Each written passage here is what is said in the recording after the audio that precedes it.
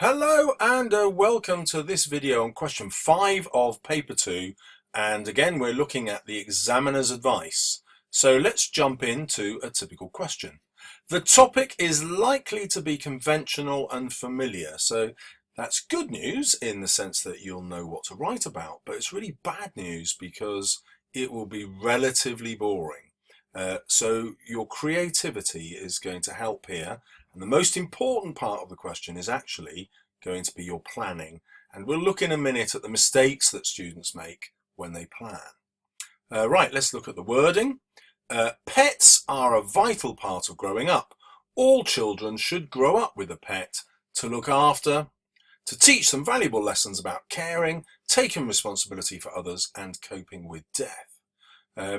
Right, so you might get 3 parts to the question like that, which will help you have different ideas to write about. The examiner is trying to help you at least get things down. They do make it difficult, remember, by making you do question 5 last when there's 50% of the marks left. So when you're at your most tired, you're doing the biggest question, the biggest part of the exam. So you should know by now that my advice is usually to do this question first. And the sensible approach, because your teachers probably won't tell you that, is to try this in the mock. And you should do more than one mock. Try it and see which works for you. Okay, write an article or for a magazine, school website, or broadsheet newspaper.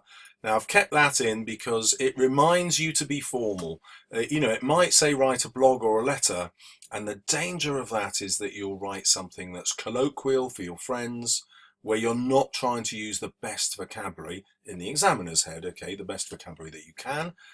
So I'm reminding you of that by making it a much more formal audience here, in which you argue for or against the statement.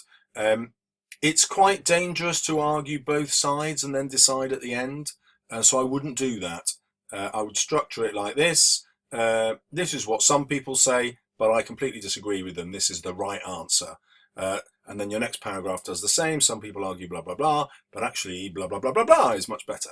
Okay, so you will include both views, but you will defeat each view as you go, not right when you get to the end of the question.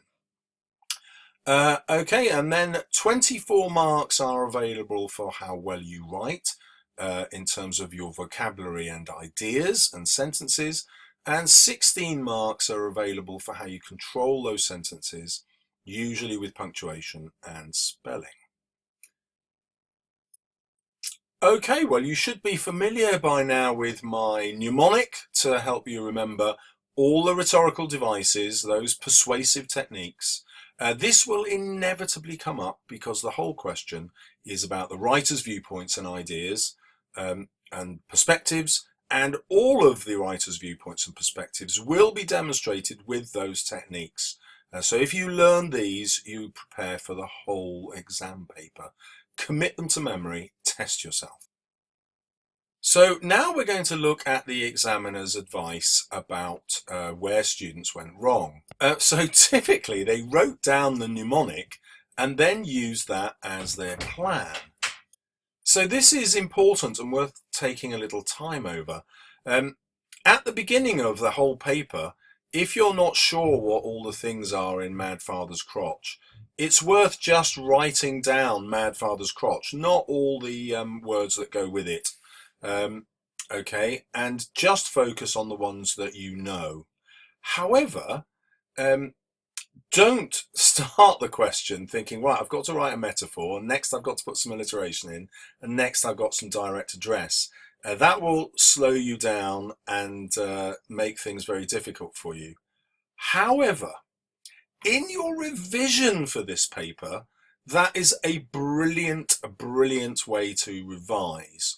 Think of it like a tennis player. You want to improve your forehand, so what do? Well, you just hit loads of forehands back and forth, perhaps against a wall, keeps coming back at you.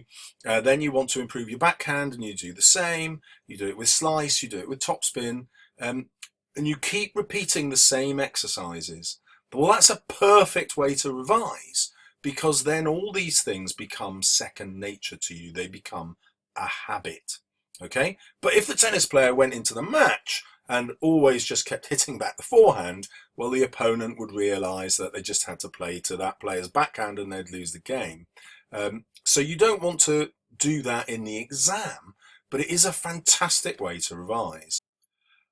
Okay, well, the examiners are only human, and they get really fed up of people who are just going through the motions or just dialing in a performance, as it were. So if you include any surveys or statistics, they can't obviously look fake. They have to look plausible. If they don't look plausible, don't put them in. It's best not having them, okay? They made up anecdotes, little stories that didn't sound plausible. And if it's not plausible, just don't put it in. So that's a real health warning there. And this was a really interesting one. I didn't know about this till I read the report. If you make up a scientist, the examiner will automatically think you're an idiot, and they will refuse to put you in the level 4. Remember, the level 4 is the top of the mark scheme. They just won't put you in on principle. At least that's what the chief examiner has said. And this one's fascinating. Students who wrote too much. So in the reading paper, I say to my students, look, if you've got 12 marks for the question, that means you've got 18 minutes for the question. You keep writing for 18 minutes and that's it. It's not a set number of paragraphs. It's not a set number of words. Once you've reached your 18 minutes, finished. But in the writing question, it's different because it's really hard to sustain something interesting for more than 3 pages. So you're aiming for 3 brilliant pages, not for 4 average ones. And then finally, students didn't have an interesting structure. And remember I said planning is the key. If you get the planning right, your structure will be interesting and you'll get the marks.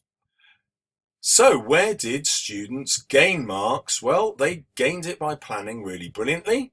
They used the mnemonic, the Mad Father's Crotch, for example, instinctively and not as a checklist. They had an inventive structure, and I'm giving you an example here that is in the examiner's report. They talk about it being cyclical. So how can you be cyclical? Well, you can take an aspect of the beginning and repeat it in a different way at the end. Now, the reason that's so good is even if you're running out of time, oh my God, what do? Oh no, I'll just go and reread my beginning. What idea does that give me? How can I end my perspective with that idea slightly differently? Boom, you're in. Using irony, I'd need a whole separate video to explain irony to you. But if you can use irony, the examiner thinks, ooh, this is sophisticated, top band. Having complex ideas, the examiner doesn't explain what that is, but I teach my students this feature here, looking far into the future. So, if we banned homework, a catastrophe for that would be that students in the future wouldn't know how to be independent learners. Employers want independence in their employees, so you would become unemployable later on in life. I could go further into the future and suggest that when those people become parents, they won't know how to train their own children to do homework, and therefore they would be condemning their own children to academic failure. Okay, and those arguments make my piece of writing much more sophisticated because I'm looking well into the future. And as you've seen, keep it short, 3 sides where you can sustain the quality. And finally, you get 16 marks for your technical accuracy with punctuation and spelling and your variety of sentences. Well, what does that mean in practice? Well, if we look at number 1 here, almost 40% of students got only level 2. So the mark scheme goes level 1, 2, 3, 4. So most students, 40% of students only got level 2. So they only got less than halfway up the mark scheme because their accuracy was rubbish. And the examiner defines rubbish as sometimes accurate. And the things that they look for with accuracy are spellings, full stops, capital letters. Those are the 3 things. If you get those 3 things wrong, the examiner treats you as an idiot and you get the mark. And I'm actually going to argue if you do get those things wrong, I don't care how intelligent you are, you're an idiot. Because you learnt those things in primary school, and certainly by year 7 you should know them inside out. And look at it this way, you wouldn't choose to go out wearing your year 7 fashion and clothes, would you? Well, A, they wouldn't fit, but even if they did fit, you'd be appalled at wearing fashion that was 4 years old. You know, what would your mates say? You just wouldn't do it. But why would you go out into the whole wide world where employers are, where people are going to be reading your writing? Why would you do that going out with year 7 spelling and punctuation? Why would you do that? You look much more of an idiot like that. Because in this world, when you go out in year 7 fashion, it's just your peers judging you. You know, an adult's not going to tell the difference. I wouldn't know if it's year 7 fashion or year 16-year-old fashion. I couldn't care less. But every single adult in the world will look at your spelling and punctuation and think, idiot. Don't do that. And it's so easy to get right, because it's not that you don't know this stuff, it's that you don't practice it. Or actually, what happens is you practice it the wrong way, don't you? You get your phone out and you're texting away and it autocorrects. You type at the computer and it autocorrects. And so you just rely on your mistakes being autocorrected. Well, real life has no autocorrection. That's the only correction you've got. And the only way to make sure you're doing it is to practice. Practice, practice, practice. Okay. Overall, about 50% of students gained a mark at the top of level 2. So even going just to the top of level 2, that's still 50% of students in the country who are actually getting a pretty rubbish mark. Why? They don't practice, practice, practice. Simple as that. Many students simply use the ideas from the source text. So the text A and text B that you read in the reading paper. And so this is another reason that I recommend you don't do the reading paper first. Now, I have had very eloquent students, viewers, write to me and say, well, actually, I found it really helped because I used the vocabulary from those texts in my answer and it helped me get a much better grade. Well, that's true.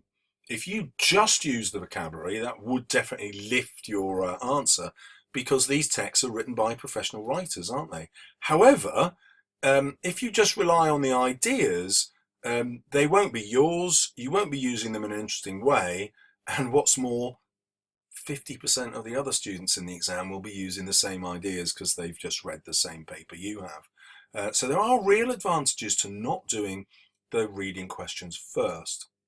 But as always, don't just take my advice, try it out in the mock, and obviously if your school only sets one mock, well, that's nuts, because, you know, imagine you're doing a driving test. Would you just go and practice the route once? I don't think you would you? And you really, really want to learn how to drive. And take the same attitude with your exam. I'm not just going to do one mock. Okay, my school might, but I'm going to do more. So you're going to test this out. Do the paper backwards and then compare it to doing it forwards. You know, what was the difference?